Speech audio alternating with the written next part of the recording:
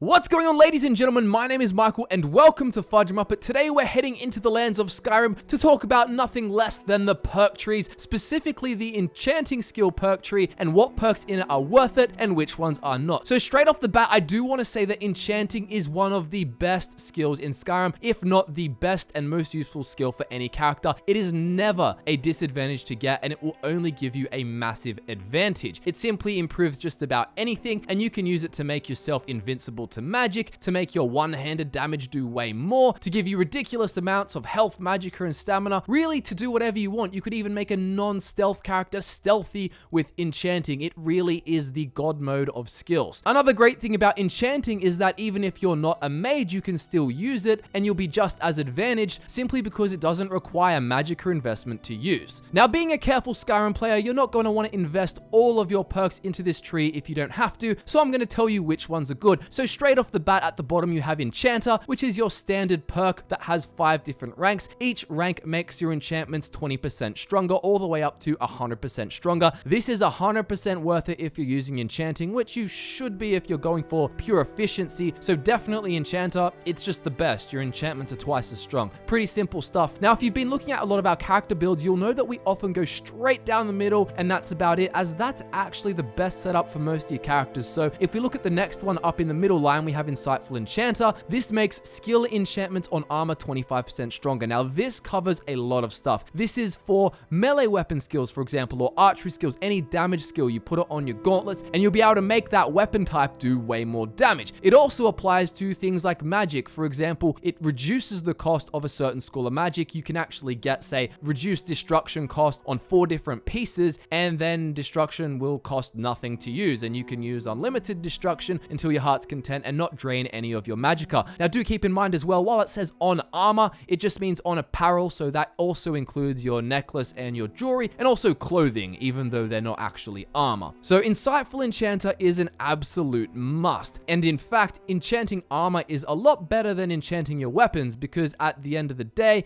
you may not want to be using enchanted weapons, or you may want to use a Daedric artifact, and also, simply put, you can increase the damage of your weapons by enchanting your armor more than you can by enchanting the weapon itself, which is kind of funny. And that's once you've got the damage of your weapon quite high, but still, that's what we're talking about here, making an endgame character. So Insightful Enchanter is really good. Corpus Enchanter is not so amazing, but it's still really good. I mean, you can buff up your health, magicka, and stamina incredibly, and when you add this on top, it just makes that even more potent. The main reason, though, why I say you have to get this perk is because it's the shortest route to get to extra effect, which is just enchanting on steroids. Basically, what extra effect is you can put 2 effects on the same item. So with 2 enchantments, you actually end up with twice as many enchantments if you enchant all of your slots. You get 2 on each thing. So if you're a battle mage, you can have Fortify one-handed and Fortify destruction on 4 different things, meaning that destruction costs nothing and your one-handed damage is just doubled through the roof. Crazy stuff, really powerful. So obviously extra effect is always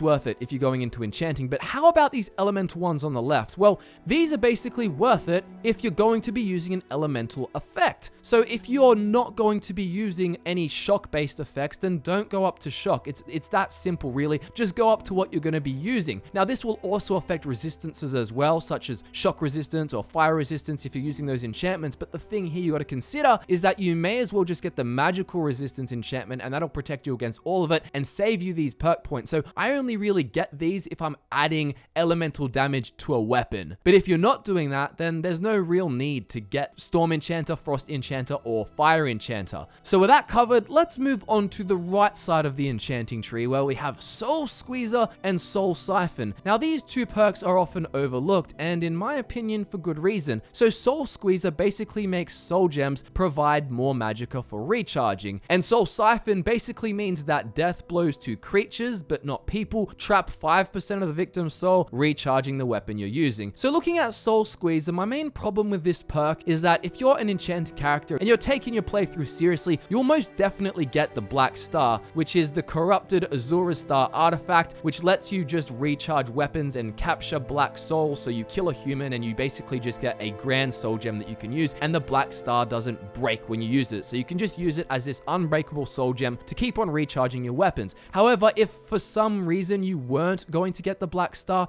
you could get Soul Squeezer, like for role-playing reasons, but then again, then it also becomes redundant simply because of money. Like by end game stages of the game, especially if you're an enchanting character, you can just enchant heaps of iron daggers and things like that and just sell them off. You really can just buy soul gems for yourself or find them. You don't really need that little bit of extra magicka for recharging from a soul gem. So in my opinion, not worth it. Now, Soul Siphon, you already need Soul Squeezer to get Soul Siphon, which is just another reason why Soul Siphon's not worth it. But basically, this just means a death blow to creatures, but not people, will recharge your weapon a bit. Now, this is basically not worth it for the same reasons as Soul Squeezer. If you have the Black Star, which you absolutely should, there's just no need to worry about this. And again, if you're not actually using an enchanted weapon, say you're only using enchanted armor, and then you use the Ebony Blade, which has unlimited charge, then there is no need to get this perk. So if you are using an enchanted weapon and you're not using the Black Star, then, you know, maybe this is convenient, but at the end of the day, that's what it is. They're convenience perks, and trust me, as an enchanter, you can easily make enough money to not really worry about this and just have a big supply of soul gems, or instead, like I very strongly recommend, just get the Black Star